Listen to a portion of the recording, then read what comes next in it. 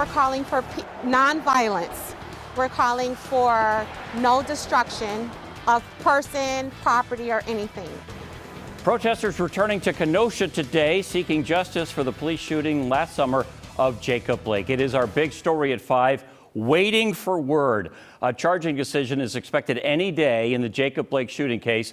Blake, you will remember, shot by a Kenosha officer in late August, sparking days of unrest in the city. The city and the Blake family is preparing for the big announcement. Fox 6's Aaron Mabin live in Kenosha tonight, where a march and a vigil is planned for later on. Aaron? Well, Ted and Mary, just a few minutes ago, a news conference wrapped up where we heard from the father and uncle of Jacob Blake. They are calling for the officer to be charged and also fired. At this very moment, they're assembling here on 52nd Street, getting ready to march to Civic Park.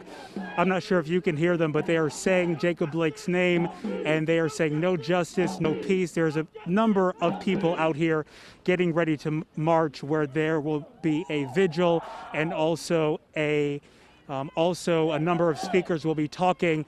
Everyone is waiting to see what the DA decides.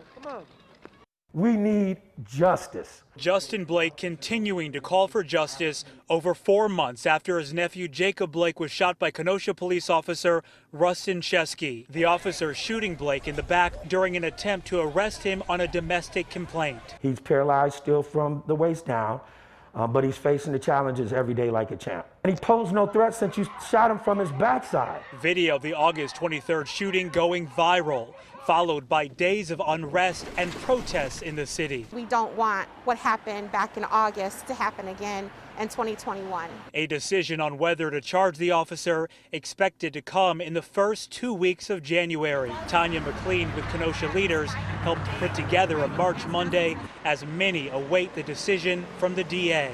The goal is to bring all the community out and to just express that no matter what the verdict is, we're calling for non-violence. We're calling for no destruction of person, property, or anything. The Kenosha County Courthouse surrounded by fencing and barricades. Nearby, businesses are bracing and boarding up too. We had all our windows broke before, so we're just trying to minimize whatever damage we can this time. Preparing for the unknown, while hoping for greater change in the future. This is not just a black and brown issues. We all need to be able to coexist together. Governor Tony Evers has also authorized the Wisconsin National Guard to support local law enforcement to help ensure public safety. People here not happy about that, but they're understanding of the situation. A huge message from that news conference is that no matter the decision that comes down, family members and also community activists want peace. Reporting live in Kenosha, Aaron Mabin, Fox 6 News. We'll be following the story all night. Updates at 9 and 10. Aaron, thank you for that.